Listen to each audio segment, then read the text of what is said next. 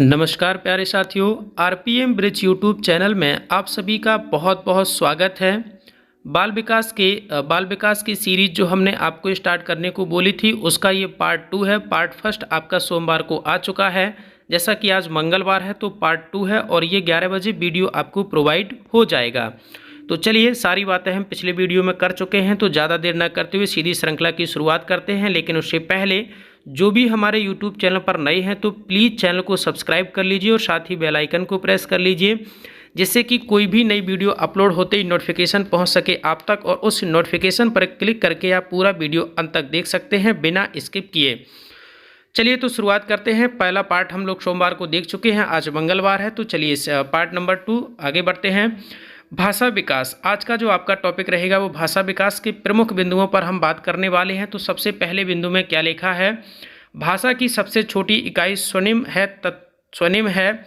था, पा, चा स्वनिम ध्वनियाँ हैं। तो आपको याद रखना है कि भाषा की सबसे छोटी इकाई क्या है? स्वनिम ध्वनियाँ। स्वनिम क्या है? था, पा, फा और चा, ये स्वनिम ध्वनियाँ हैं। नंबर 2 की बात करें कि भाषा की सबसे छोटी सार्थक इकाई रूपिम है। तो ये बहुत ही महत्वपूर्ण टॉपिक चल रहा है, थोड़ा सा आपको ज़्यादा ध्यान से समझने की ज़रूरत है। तो समझते हुए चलना है कि भाषा की सबसे छोटी सार्थक इकाई जो है वो कौन सी है? रूपिम है। नंबर 3 की बात करें कि रिबिल ने बच्चों के रुदन को आपातकालीन श्वसन माना है। रिबिल जो मनोवैज्ञानिक हैं, उन्होंने बच्चों के जो रोने की प्रक्रिया है, जो रोने की क्रिया है, उसको आपातकालीन श्वसन माना है। नंबर 4 की बात करें कि भाषा विकास की दृष्टि से प्रारंभिक बचपन सबसे संवेदनशील अवस्था है। भाषा विकास की दृष्टि से प्रारंभिक बचपन यानी कि बचपन जो है वो सबसे संवेदनशील अवस्था है। नंबर 5 की बात करें, हकलाना और तुतलाना कोई बीमारी नहीं बल्कि भाषा विकार है। तो ये आपको ध्यान रखना, ये क्वेश्चन आपसे पूछा जा सकता है कि हकलाना और तुतलाना कोई बीमारी नहीं, ये आपकी जो है वो भाषा विकार है। तो आपको ये याद रखना है। चलिए आगे बढ़ते हैं। नंबर 6 की बात करें कि हकलाने को संवर्धित वाक्य द्वारा छुड़ाया जा सकता है, यानी कि हकलाने की जो बीमारी है उसको कैसे छुड़ाया जाता है? संवर्धित वाक्य के द्वारा। नंबर 7 की बात करें कि बालक में शुरुआती शब्द विशेषण होता है, यानी कि बालक के जो शुरुआती शब्द होते हैं वो क्या होते हैं? विशेषण। ये इंपॉर्टेंट लाइन है कुछ 7 नंबर की। बात करें अगर 8 नंबर की बात करें कि बालक की शुरुआती भाषा रुदन, बड़बड़ाना तथा हाव भाव से शुरू होती है। तो बिल्कुल ये बात सही है। नंबर 9 की बात करें कि 2 वर्ष के बालक लगभग 2 शब्दों के 50 वाक्य बोलते हैं। तो आपको याद रखना है कि 2 वर्ष के बालक लगभग 2 शब्दों के 50 वाक्य बोलते हैं। आगे बढ़ते हैं। भाषा विकास के सिद्धांत। तो चलिए आइए बात करते हैं भाषा विकास के सिद्धांत कौन कौन से हैं और किसने दिए हैं। चौमस्की का सिद्धांत, तो बहुत ही फेमस मनोवैज्ञानिक हैं चौमस्की। उनका सिद्धांत क्या है? नंबर 1, भाषा की क्षमता जन्मजात होती है। बिल्कुल सही बात है। तो आपको ध्यान रखना है कि भाषा की जो क्षमता है वो जन्मजात होती है। भाषा को ग्रहण करने के लिए हमारे पास भाषा संग्रहक यंत्र जो है होता है, यानी कि भाषा को ग्रहण करने के लिए हमारे पास ग्रहणक यंत्र होता है जिसे एलईडी भी कहा जाता है। दुनिया की किसी भी भाषा को सीखने के लिए हमारे पास सार्वभौमिक व्याकरण संरचना यानी कि यूजीएस या फिर जनरेटिव ग्रामर होती है। नंबर 4 की बात करें, सभी बच्चे 1.5 से 2 वर्ष में बोलने लगते हैं। 1.5 से 2 वर्ष में बच्चे जो है बोलने लगते हैं। तो टॉप यानी कि लाइन नंबर 4 ये आपका जो है बहुत ही इंपॉर्टेंट है। आपको याद रखना है कि बच्चे जो है लगभग 1.5 से 2 वर्ष में बोलने लगते हैं। आगे बढ़ते हैं। स्किनर का सिद्धांत, स्किनर ने क्या दिया सिद्धांत? तो चलिए आइए इस पर बात करते हैं। इस सिद्धांत को भाषा का वातावरणीय या क्रिया प्रसूत अनुकरण या सबलीकरण का सिद्धांत भी कहते हैं, जिसके 3 चरण हैं। कौन कौन से? अनुकरण यानी कि माता पिता द्वारा शब्दों का अनुकरण, सहचर यानी कि शब्द और वस्तु को आपस में जोड़ना, सबलीकरण यानी कि माता पिता सिर्फ सही सहचर को बढ़ावा देंगे। ये स्किनर के द्वारा बोला गया। चलिए आगे बढ़ते हैं। भाषा की सापेक्षता का सिद्धांत, तो चलिए आइए बात करते हैं भाषा की सापेक्षता के सिद्धांत के बारे में।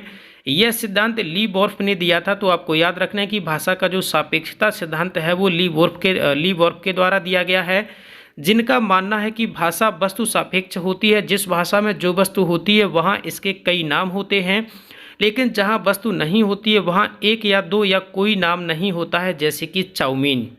चलिए आगे बढ़ते हैं। भाषा की परिपक्वता का सिद्धांत, तो भाषा की परिपक्वता का सिद्धांत क्या है कि यह सिद्धांत विज्ञान की श्रेणी से आता है, जिसका मानना है कि भाषा विकास तभी संभव है जब बालक के भाषा प्रयोग में शामिल अंगों जैसे वाक्यंत्र तथा परिपक्व हो जाते हैं। चलिए आगे बढ़ते हैं। सृजनात्मक विकास क्या है कि कोई नई वस्तु बनाना या कोई नई विचार देना सृजनात्मकता है। परिभाषाएं की बात करें तो चलिए आइए बात करते हैं कि सृजनात्मकता विकास की परिभाषा किस मनोवैज्ञानिक ने किस मत के अनुसार दी है।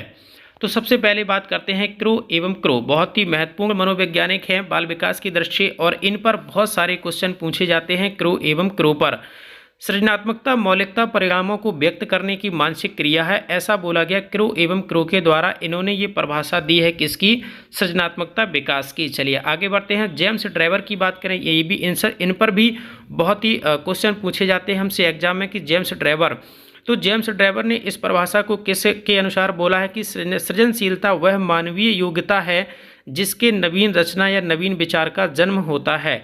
अगर बात करें रॉस की, तो रूस क्या है कि सृजनात्मकता एक मौलिक क्रिया है जो किसी भी प्रकार के कार्य में हो सकती है। तो रूस ने इस परिभाषा को इस तरीके से दिखाया है। चलिए आगे बढ़ते हैं। अगर बात करें नंबर 4 की डीहान और हेबिंगहर्स्ट, ये मनोवैज्ञानिक हैं, बहुत ही फेमस मनोवैज्ञानिक हैं डीहान और हेबिंगहर्स्ट।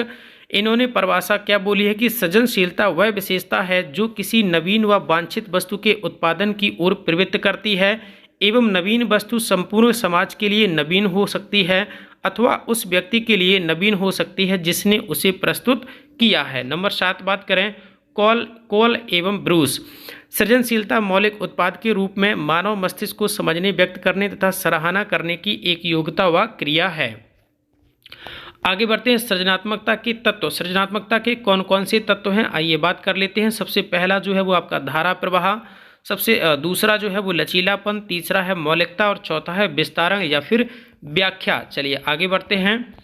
सृजनात्मकता के चरण, सृजनात्मकता के कौन कौन से चरण हैं तो आइए चरण के बारे में बात कर लेते हैं कि ग्राहम वाल्स ने सृजनात्मकता के निम्नलिखित 4 चरण बताए हैं। किसने बताए हैं? ग्राहम वाल्स ने। कितने चरण बताए हैं? 4 चरण। कौन कौन से? नंबर 1 आयोजन या फिर तैयारी, उद्भवन या फिर सुप्तावस्था, उद्भासन या फिर प्रकाशन, सत्यापन या एवं मूल्यांकन। तो ये 4 जो है वो चरण में बताया है। किसने बताया? ग्राहम वाल्स ने सृजनात्मकता के ये 4 चरणों के बारे में चर्चा की है। चलिए आगे बढ़ते हैं।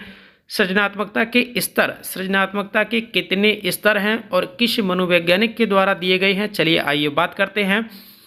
टेलर ने, बहुत ही फेमस मनोवैज्ञानिक हैं, टेलर ने सृजनात्मकता के निम्नलिखित 5 स्तर बताए हैं। कौन कौन से? नंबर 1 अभिव्यक्तात्मक सृजनात्मकता, उत्पादक सृजनात्मकता, अन्वेषणात्मक सृजनात्मकता, नवाचारी सृजनात्मकता या फिर उद्यात्मक सृजनात्मकता। तो ये 5 चरण दिए गए किसके द्वारा? सृजनात्मकता के 5 स्तर बताए हैं किस मनोवैज्ञानिक ने? तो टेलर ने इनको बताया है। चलिए आगे बढ़ते हैं। साथ ही एक महत्वपूर्ण सूचना प्यारे साथियों, तो ये जो हमने श्रृंखला की शुरुआत करनी है करी है, तो वीडियो के अंत में आपको बताना है कि वीडियो के अंत में आपको बताना कि ये सीरीज आपके लिए कितनी हेल्पफुल है। अगर आपको वीडियो पसंद आया तो वीडियो को लाइक और शेयर जरूर करिए और साथ ही हमारे चैनल को सब्सक्राइब करना बिल्कुल नहीं भूलना है और अपने साथियों को भी चैनल सब्सक्राइब करवाना है और ज़्यादा से ज़्यादा व्यक्तियों को अपने इस श्रृंखला में जोड़ना है। चलिए बात करते हैं सृजनात्मकता के प्रमुख सिद्धांत। सृजनात्मकता के प्रमुख सिद्धांत क्या हैं? तो सबसे पहले सूझ का सिद्धांत। गेस्टाल्टवादियों के इस सिद्धांत के अनुसार सृजनात्मकता अचानक ही आती है। प्रमस्तिष्क गोलार्ध सिद्धांत, इस सिद्धांत के अनुसार सृजनात्मक व्यक्तियों में दायां गोलार्ध प्रबल होता है जबकि तार्किक व्यक्तियों में बायां गोलार्ध प्रबल होता है। तो ये टॉपिक आपको याद रखना है, इसका स्क्रीनशॉट ले सकते हैं। प्रमुख बिंदु, कौन कौन से प्रमुख बिंदु हैं? तो आइए बात करते हैं कि नंबर 1 टॉरेंस ने सृजनात्मकता बालकों के 84 गुण बताए हैं। टॉरेंस ने सृजनात्मकता के कितने गुण बताए हैं? तो याद रखना है 84 यानी कि 84 गुण बताए हैं। नंबर 2 सृजनात्मकता की ब्रेन स्टॉर्मिंग या मस्तिष्क उद्वेलन विधि के जनक ऑसबॉर्न हैं। तो आपको याद रखना है कि सृजनात्मकता की ब्रेन स्टॉर्मिंग या मस्तिष्क उद्वेलन विधि के जनक जो हैं वो कौन हैं? ऑसबॉर्न हैं। नंबर 3, गिलफोर्ड और टॉरेंस ने सृजनात्मकता के निम्न 4 परीक्षण बताए हैं। कौन कौन से वो 4 परीक्षण हैं, तो आइए बात करते हैं, बहुत ही महत्वपूर्ण हैं। टिन के डिब्बों से परीक्षण, उत्पाद सुधार परीक्षण, वृत्त परीक्षण या फिर चित्र निर्माण परीक्षण। चलिए आगे बढ़ते हैं। इसके अलावा भारत के वीके पासी तथा वाकर मेहंदी ने सृजनात्मकता परीक्षण बनाए हैं, जिसमें क्रमशः 6 और 4 परीक्षण आते हैं। चलिए आगे बढ़ते हैं, कौन कौन से आते हैं। मनोविज्ञान का इतिहास, तो चलिए मनोविज्ञान के इतिहास के बारे में थोड़ा सा जान लेते हैं। नोट, मनोविज्ञान शब्द अंग्रेजी के साइकोलॉजी के बराबर है, जो लैटिन भाषा के 2 शब्द साइक और लोगोस से बना हुआ है, जिसका अर्थ है आत्मा और मन का विज्ञान। जिसका मतलब क्या होता है, आत्मा और मन विज्ञान। नंबर 1, मनोविज्ञान का इतिहास बता पाना कोई आसान बात नहीं है। जैसा कि एबिंगहॉस ने कहा है, मनोविज्ञान का अतीत बहुत लंबा है लेकिन इतिहास बहुत छोटा है। फिर भी मनोवैज्ञानिक के इतिहास को निम्नलिखित 4 भागों में बांट सकते हैं। कौन कौन से वो 4 भाग हैं, आइए बात करते हैं। नंबर 1, अगर हम बात करें कि आत्मा का विज्ञान, आत्मा का विज्ञान क्या है। प्राचीन यूनानी दार्शनिकों ने मनोविज्ञान को दर्शन का हिस्सा होने के कारण आत्मा का विज्ञान माना है, जिसमें प्लेटो, अरस्तु तथा डेकार्टे के नाम प्रमुख हैं। लेकिन आत्मा का स्वरूप साफ न होने के कारण 16वीं शताब्दी तक इस परिभाषा को अस्वीकार यानी कि रिजेक्ट कर दिया गया। आगे बढ़ते हैं। मन का विज्ञान, नंबर 2, मन का विज्ञान। 16वीं शताब्दी में पंपनोजी ने पहली बार मनोविज्ञान को मन का विज्ञान कहा है। यह विचारधारा 19वीं शताब्दी तक चली। अब ये बहुत ही महत्वपूर्ण टॉपिक चल रहा है, एक एक लाइन को बहुत अच्छे से क्लियर करते हुए चलना है, यहीं से क्वेश्चन बनते हैं। नंबर 3, बात करें कि चेतना का विज्ञान। चेतना का विज्ञान, वुंट विलियम जेम्स ने मनोविज्ञान को चेतना का विज्ञान माना है। यह विचारधारा 20वीं शताब्दी के शुरुआत तक चली है। नंबर 4, बात करें व्यवहार का विज्ञान। 20वीं शताब्दी में वॉटसन ने मनोविज्ञान को व्यवहार का विज्ञान माना है। यह विचारधारा आज तक चल रही है, यानी कि हम लोग जो मनोविज्ञान पढ़ रहे हैं वो किसके द्वारा बनाया हुआ मनोविज्ञान पढ़ रहे हैं, तो वो व्यवहार का विज्ञान पढ़ रहे हैं। और इसको बनाया किसने है, इसके लेखक कौन है, प्रसिद्ध मनोवैज्ञानिक है कौन, वॉटसन। तो आपको याद रखना है कि वॉटसन के द्वारा जो व्यवहार का विज्ञान दिया गया है मनोविज्ञान का नाम, वो आज तक उसको हम पढ़ रहे हैं। चलिए आगे बढ़ते हैं। मनोविज्ञान की प्रमुख परिभाषाएं, तो चलिए आइए मनोविज्ञान की प्रमुख परिभाषाओं के बारे में हम थोड़ी सी चर्चा कर लेते हैं। वुडवर्थ ने बिल्कुल सही कहा है कि मनोविज्ञान ने अपने आत्मा का त्याग किया, फिर मन को त्यागा और अंत में चेतना को त्याग कर आजकल व्यवहार का विज्ञान बन गया है, जिसको पहले ही बोल चुके हैं कौन, वॉटसन। परिभाषा की बात करें कि बोरेन के अनुसार मनोवैज्ञानिक वह विज्ञान है जो जीवधारी तथा वातावरण की पारस्परिक अंतक्रिया से संबंधित है। मॉर्गन के अनुसार मनोविज्ञान मानव एवं पशु व्यवहार का विज्ञान है।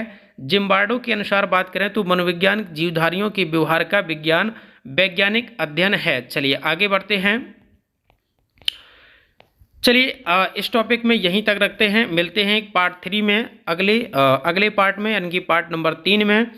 तो प्यारे साथियों, आज के लिए इतना ही। हमारे यूट्यूब चैनल में आप सभी का बहुत बहुत स्वागत है और आप सभी से एक विशेष अनुरोध है कि जो लोग भी हमारे यूट्यूब चैनल पर नए हैं तो प्लीज़ चैनल को सब्सक्राइब कर लीजिए और साथ ही बेल आइकन को प्रेस कर लीजिए।